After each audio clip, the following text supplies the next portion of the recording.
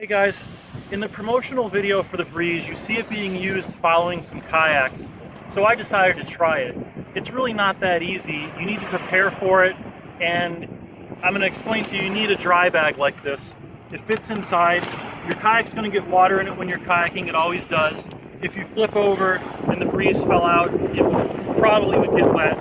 A dry bag like this allows you to seal up the Breeze inside and has a tether so that you can tether it to your boat in case you flip over, it'll float. Also, I tried the Follow Me. I'll show you guys an example of that. Let's check out the video and see what it looks like.